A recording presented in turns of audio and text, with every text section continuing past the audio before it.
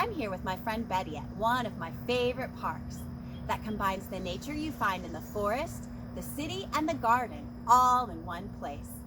I couldn't think of a better spot to us to slow down, really look, and find all the colors, patterns, and shapes that can be discovered in nature.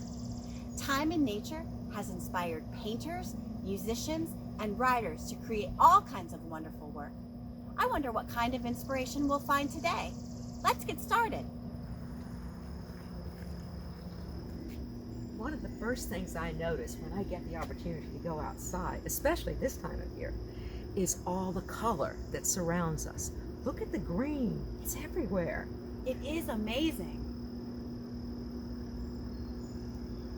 And when I look closer, I realize that it's not all just one color of green, but many different shades of green.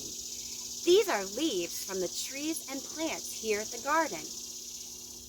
And as we look at them, we see that they're all green, but different. The shades are all in the color family of green. And look at how big the sycamore leaf is. Wow, that's huge. Green is so many places. It must be really important in nature. You're right, and I know why green is important. Green says, I make my own food. If we look at our hosta plant over here, we can see that it's rooted to the ground. Plants can't move around to get what they need, like birds and humans. I wonder what other kind of colors we'll find today. I'm excited to explore. Let's go. Nature loves to use bright colors. Just look at this daisy. The colors aren't just pretty to look at. They have a job. If you were a bee, you would see these colors like a flashing neon sign, showing you a landing pad where you could go to gather pollen and sip sweet nectar. Plants use colors to attract insects to make sure that pollination happens. Without it, we wouldn't have the yummy fruits to eat, and the plants wouldn't be able to make seeds to grow new plants. Look at all the other colors we find on this flower. The bright purple on the wine cup is amazing. I just love it. And look at the violet on the hosta flowers over there. Look at our pollinator friends visiting the flowers. They're so busy. And these black-eyed Susan have this bright orange and then this dark brown, almost black in the center. And not all color in plants is on the flowers. Look at this wonderful plant called sea holly. It's blue even on the stems and the flowers. And that's one of the things that makes insects really love it. That might be the reason why this funnel web spider put his web all over the sea holly. He's waiting for his next tasty meal. And not all flower colors are pastels. Look at this wonderful daylily with its deep rusty red and a yellow throat. And these lilies have shining white petals. Look at the way they grow. The shape of them encourages the bees and the butterflies to go up in to get nectar. And as they go in, they have to brush past to gather pollen. It works great for the lilies, and it's good for the butterflies and the bees.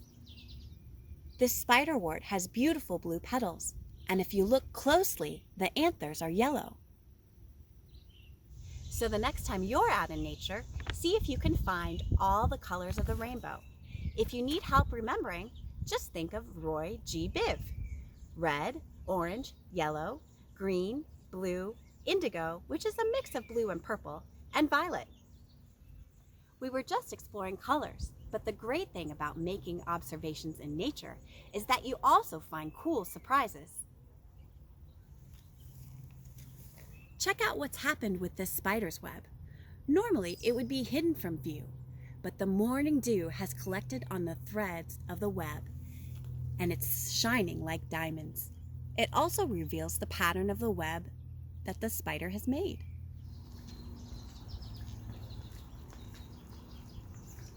We talked a lot about patterns in the spider web, but this particular tree, called a Harry Lauder's walking stick, is filled with patterns. Not only are the leaves twisty or turny, when you look inside the tree, you see the branches all have these curls and twirls and twists and turns. It's just like magic. What does it make you think of? I look down at my feet and I see these leaves with the cool white and green, but I also see a pattern in their veins. Did you know that leaves usually have a smooth side and a bumpy side underneath? You know, that gives me an idea. Do you know how to make a print of a leaf? It's really super easy. All you need is a leaf, like this redbud leaf I have right here, a piece of paper, or even better, your nature journal. If you open your nature journal up and place your leaf smooth side down, cover it with the paper and hold it in place, you can use a crayon like I have here. It's best if you can take part of the wrapper off so you have more crayon space to work with. Press down and color.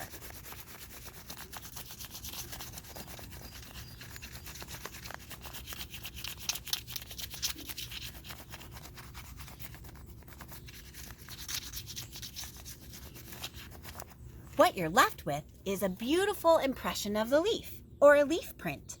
You can do this with leaves from trees, plants, even tree bark. And the cool part is, you can make amazing creations with the prints you've made. We've looked at patterns around things, under things, and looking down, but let's not forget to look up. Look at the way the branches and the leaves weave themselves together and how you can see that beautiful blue sky just peeking through. It's like a whole other world. This locust tree has patterns in every part. If we take a look at the entire leaf from the tree, we can see the branching patterns that repeat. If you look at the smaller portion of the leaf called the leaflet, the same pattern repeats. And this goes all the way down to the veins that you see inside. These repeating patterns are called fractals, and they've inspired art of all kinds. The locust tree also has patterns in its bark. Look at the way they repeat over and over, from the bottom to the tree to the top, and even on the branches. It's really magical.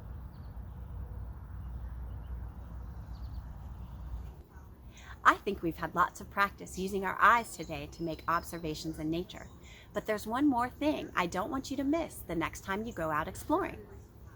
We recognize shapes like this when we do arts and crafts, but when we're outside having an adventure, they can be a little bit more difficult to find. Let's do some practice. You know, I think I can find a match for that star. Let's go see the sweet gum tree. It's pretty amazing. Okay.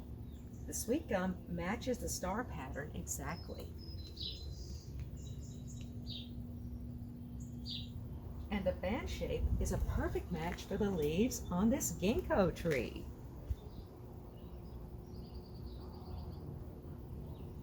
And this cyclamen leaf has a great heart shape. Look at the cool pattern on the leaf with the variegation. I kept thinking about the daisy that we saw earlier.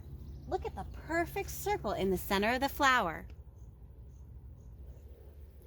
You know, all this talk about colors, patterns, and shapes in nature has inspired me to create something.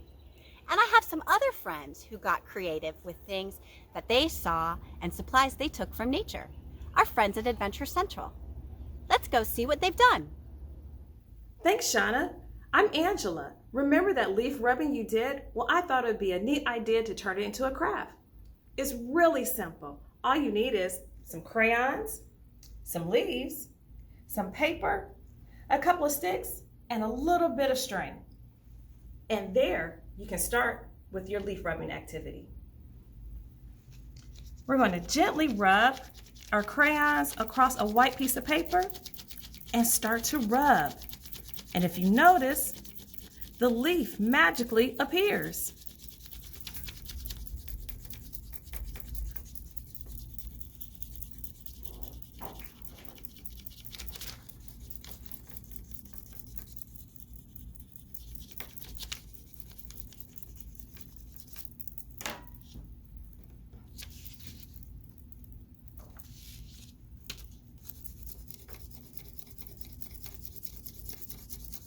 Now, what can we do with our leaf rubbing? Why don't we put it in a frame? Let's get started.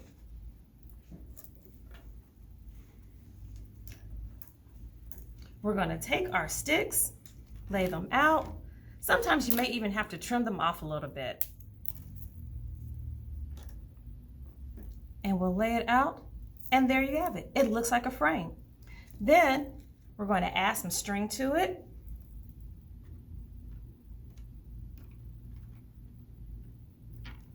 And now we need to make the final corner of our picture frame for our leaf rubbing.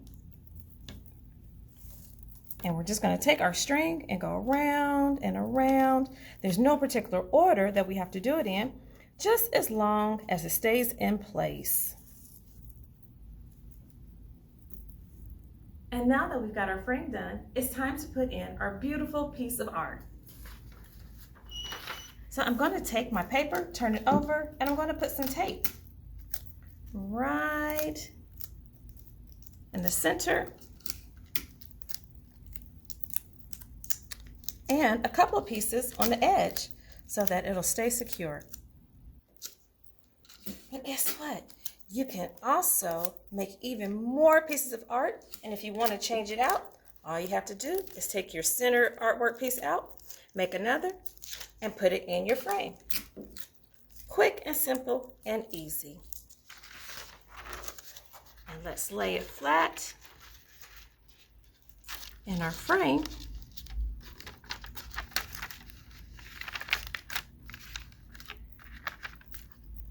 And there you have it, a work of art, a masterpiece. Those are some great ideas. I hope you at home are inspired to go out and create something wonderful. We've learned about the colors, patterns, and shapes in nature. Now it's your turn. Be sure to get out into your backyard, make discoveries, and create something that you can share with others. Thanks so much for joining us.